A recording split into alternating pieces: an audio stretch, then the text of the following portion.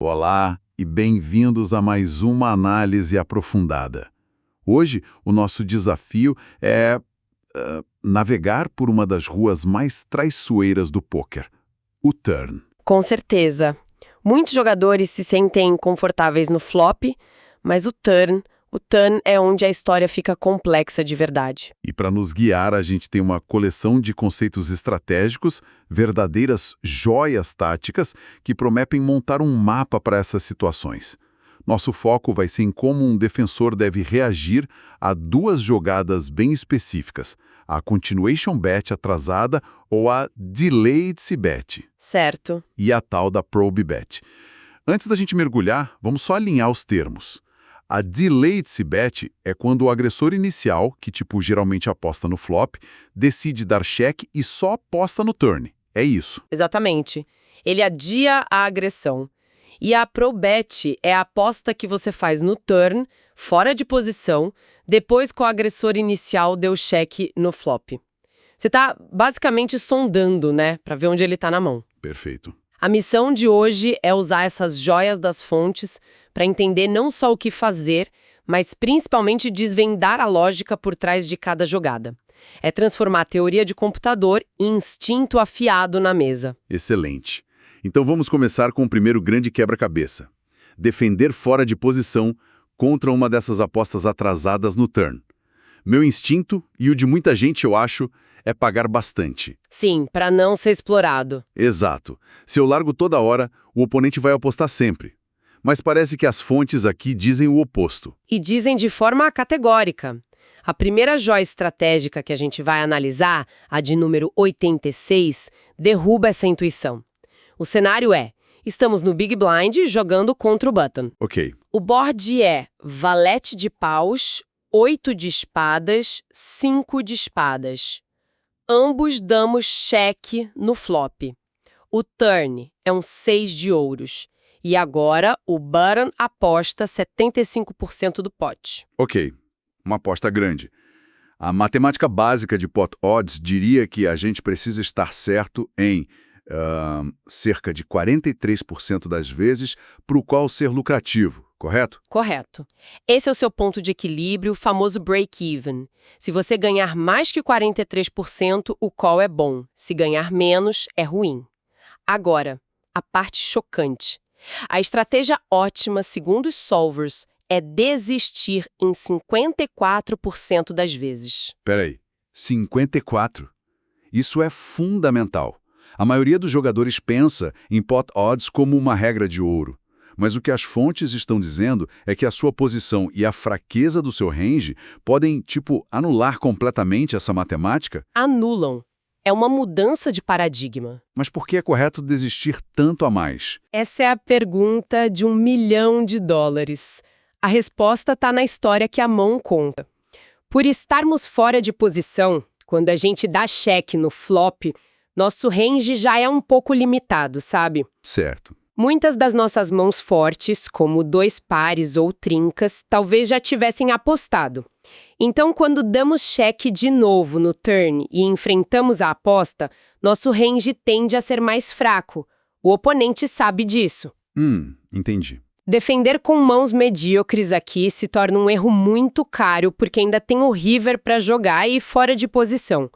Por isso, a disciplina de overfoldar, desistir mais do que a matemática sugere, é crucial. Entendi. É como se a fraqueza da nossa posição e do nosso range taxasse a nossa defesa. Isso me faz pensar. Se estar fora de posição nos força a ser tão passivos, a lógica deve se inverter completamente quando a gente tem a posição, né? E vira o jogo de cabeça para baixo, e essa é a joia estratégica de número 87. O cenário agora é Big Blind contra Small Blind, e nós, no Big Blind, estamos em posição. Ok, a ação é a mesma. Check no flop e o Small Blind aposta 75% do pote no turn. Neste caso, a frequência de desistência é de 42%. Uau, que diferença! De 54% para 42%. Isso é muito próximo do mínimo matemático que a gente falou, os 42,3%. Por que essa mudança drástica? A chave é que, em posição, Nosso range de check no flop é muito mais forte. Nós não tivemos a chance de fazer uma pro bet, sabe? Aquela aposta de sondagem. Então, quando a gente dá check, faz isso com todo o nosso range. Ah, claro. Com mãos muito fortes que estão fazendo armadilhas, mãos médias, projetos. Já o jogador fora de posição, ao dar check-check, ele já anunciou que não tem uma mão super forte. Ele provavelmente teria apostado. Certo, os ranges são completamente diferentes. Exato. E por isso podemos defender muito mais perto da frequência matemática ideal. Fascinante. A mesma ação, mesma aposta, mas o contexto posicional muda tudo. E em pots que já foram reaumentados, os 3-bet pots, a dinâmica se complica mais. A lógica se mantém, mas com ajustes finos. Um outro conceito, o 8-8, compara dois cenários de 3-bet pot. Primeiro, small blind contra big blind, onde a gente está fora de posição. A frequência média de desistência é de 47%. Ainda é um overfold, mas menos severo. Isso. Agora, o segundo cenário, big blind contra button, onde estamos em posição. Aí a frequência de desistência despenca para 39%. De novo, a posição fazendo uma diferença enorme. Mas por que a defesa no 3-bet pot em posição é ainda mais ampla? A resposta está nos ranges pré-flop. Quando o button paga um 3-bet, o range dele é muito específico. Num board tipo valete 9-5, por exemplo, ele tem muitas combinações com damas, como rei-dama, que agora acertaram uma sequência. Ah, entendi. O range dele acerta mais nesse board. Exato. Isso fortalece o range de defesa dele. Já as mãos que mais desistem em qualquer cenário são aquelas desconectadas, tipo um as com uma carta baixa que não acertou nada. É sempre sobre como o seu range específico interage com o board. Ok. Acho que essa ideia de overfoldar fora de posição e defender mais em posição ficou bem clara. Agora, vamos virar a moeda. E quando nós somos o jogador em posição e o agressor inicial dá check no flop, como a gente constrói nosso range de ataque? A tal da flop float bet. Boa. Não é só sair atirando com as mãos boas, imagino. De jeito nenhum. Esse é um erro muito comum que a Joia 89 aborda. A tendência é apostar com todos os top pairs por valor, mas isso é um desastre estratégico. Por quê? Se você faz isso, o seu range de check fica extremamente fraco. Fica só com mãos medíocres e lixo. Um oponente bom vai perceber isso e vai te atacar sem piedade toda vez que você der check. Então a chave é o equilíbrio. Como esse range de aposta ideal se parece? Ele precisa ser amplo e bem distribuído. Você vai querer apostar com alguns top pairs, mas dar check com outros, especialmente os mais fortes, para proteger seu range de check. Faz sentido. E os blefs? Além disso, você aposta com seus pares médios, projetos de sequência abertos, projetos de flush e até os gut shots, que são os projetos de uma carta só. Ao misturar tudo isso, você cria um range balanceado que é um pesadelo para o oponente enfrentar. Certo, voltando para a defesa, então. Vamos detalhar um pouco mais como é esse range de call contra a delayed bet naquele cenário fora de posição. Vamos lá. O conceito de número 90 nos dá uma imagem bem clara. O cenário é small blind contra big blind num board valete de paus, 8 de espadas, 5 de espadas com 3 de ouros no turn. Ok. Aqui, o small blind, que foi o agressor pré-flop, tem uma vantagem de range, mesmo fora de posição. E a análise da defesa do SB é muito reveladora. Manda os números, mas vamos tentar pegar a ideia geral. A grande lição é a seguinte: a defesa é incrivelmente ampla. Com 2 pares ou melhor, você paga ou aumenta quase sempre. Com top pair, paga em 90% das vezes. 90%? E o mais surpreendente, com o segundo par, um par de 8, você paga 98% das vezes. Que loucura! Projetos de flush e de sequência também pagam na maioria das vezes. Basicamente, a única coisa que você desiste aqui são as mãos que não têm absolutamente nada. Nenhum par, nenhum projeto. O lixo puro. Uau! Isso é poderoso. E se essa briga continua até o river? Como as fontes abordam a arte de pagar só para pegar um blefe? O famoso bluff catching. Essa é uma arte sutil, detalhada na Joia 91. Imagina que o board agora é valete 9, 5, 3 as, Com um flush de ouros possível, o oponente aposta no river. Agora existe o que a fonte chama de zona de indiferença. Certo. Algumas mãos são fortes para pagar por valor, outras são fracas e tem que desistir. Mas no meio, tem essas mãos que só ganham se o oponente estiver blefando. São os bluff catchers. E como escolher os melhores? Não é só sobre ter um par qualquer, certo? De forma alguma, a escolha é crucial e tem a ver com blockers. Pense nos blockers como um superpoder de detetive. Se você tem um as na sua mão, por exemplo, é muito menos provável que seu oponente tenha as combinações de valor mais fortes, como 2 pares com as. Ah, claro.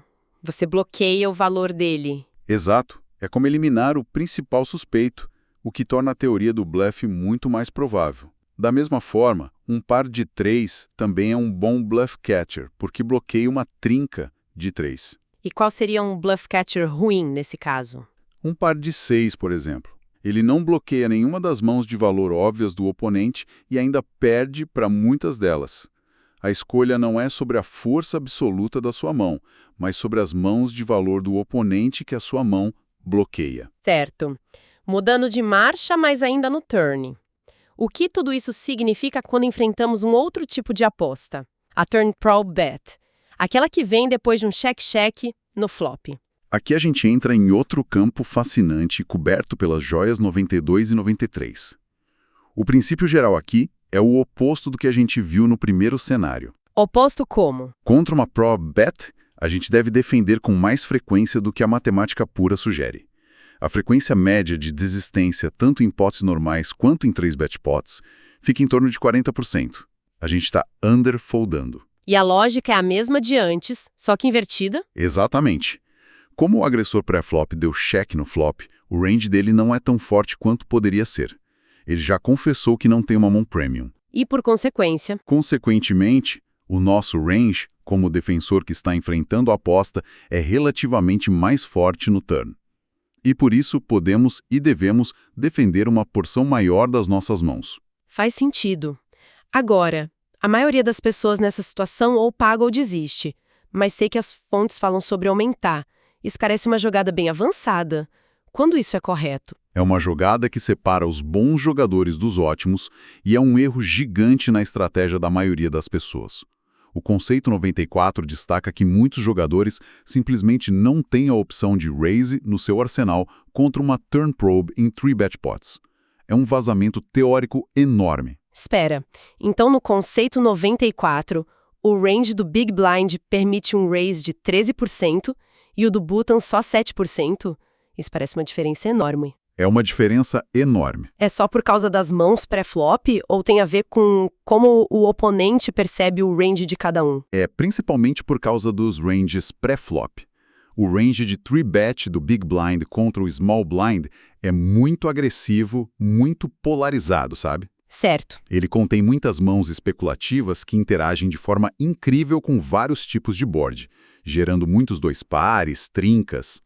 Já o range de 3-bet do button contra o cutoff é mais linear, focado em valor. Ele tem menos dessas mãos com potencial. Entendi. E a textura do board? Se o turn completa um projeto de flush, por exemplo, imagino que isso jogue um balde de água fria na nossa agressividade. Sim, um balde de gelo. A joia a 9-5 é uma das mais chocantes para muitos jogadores. Num turn que completa um flush, como um rei de ouros num board que já tinha 2 cartas de ouros, a frequência de raise do solver é de 0%. 0. Uau! Então a fonte diz que a frequência de raise em um turn que completa o flush é 0, nem com o nut flush? Isso é impressionante. 0. A disciplina para simplesmente pagar com a melhor mão possível é algo que 99% dos jogadores não tem. Exatamente. E eu lembro que quando comecei a estudar solvers, esse conceito me deixou maluco. Eu pensava, por que eu não iria querer extrair o máximo de valor? Mas aí você percebe a genialidade. E qual é? Ao apenas pagar, você mantém todos os blefs e as mãos piores do oponente no range dele para o river. Se você aumenta, ele só continua com mãos que te ganham ou que têm muita equidade.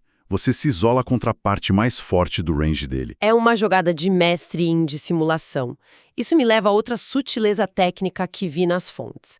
A ideia de que, em outras situações, uma mão como As-2 de copas é melhor para aumentar do que As-Rei de copas.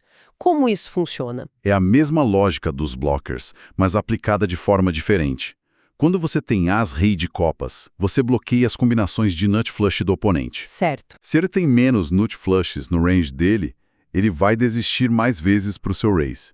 Com As-2 de copas, você não bloqueia nada, então ele pode ter mais flushes fortes que vão te pagar. É uma nuance de altíssimo nível. Impressionante. Para fechar esse quebra-cabeça do turn, vamos falar do tamanho da aposta do oponente. Como isso influencia a nossa decisão de aumentar a probability bet dele? Existe uma clara relação inversa explicada nos conceitos 96 e 97. De forma simples, quanto menor a aposta do oponente, mais agressivamente nós devemos aumentar. Isso é contraintuitivo. Totalmente. A fonte mostra um gráfico bem claro. Contra uma aposta de 33% do pote, nossa frequência de raise é de quase 9%. Se ele aposta 125% do pote, essa frequência cai para míseros 2,7%. Por que isso? Parece o contrário. Uma aposta grande não deveria ser mais atacada por parecer mais polarizada? A lógica é financeira. Uma aposta pequena nos dá um preço excelente para continuar na mão com uma variedade enorme de mãos. Isso significa que podemos pagar com todos os nossos projetos e pares médios. Mas, ao mesmo tempo, essa aposta pequena não nos assusta quando temos uma mão muito forte. Podemos aumentar para extrair valor. Já uma aposta gigante nos força a ter uma mão muito mais forte para continuar, e o nosso range de raise fica restrito a quase nada além dos nuts. Ufa, que mergulho profundo! Pois é. Recapitulando os grandes princípios, então. Primeiro, a ideia de que a matemática mínima de defesa não é uma lei e que overfoldar fora de posição é muitas vezes a jogada correta. Certo. Segundo, a necessidade de construir ranges balanceados tanto para atacar quanto para defender, sempre protegendo o seu range de check para não ser explorado. Fundamental. E, finalmente, como a nossa agressividade deve ser calibrada de forma cirúrgica com base na textura do board e, crucialmente, no tamanho da aposta do oponente. Perfeito. A análise mostra que a estratégia ótima a nível de GTO frequentemente envolve essas frequências precisas e jogadas que são totalmente contraintuitivas para um ser humano. Sim. E isso me leva a uma reflexão final para quem nos ouve. Os solvers nos dão um mapa perfeito. Mas, no calor de um jogo real, com o relógio correndo e a pressão na sua mente, qual é o equilíbrio ideal entre tentar memorizar essas frequências exatas, como um computador, e desenvolver heurísticas sólidas, regras práticas que funcionam na maioria das vezes? A questão que fica é, em que ponto a busca pela perfeição teórica começa a atrapalhar a execução prática e lucrativa para um jogador de carne e osso?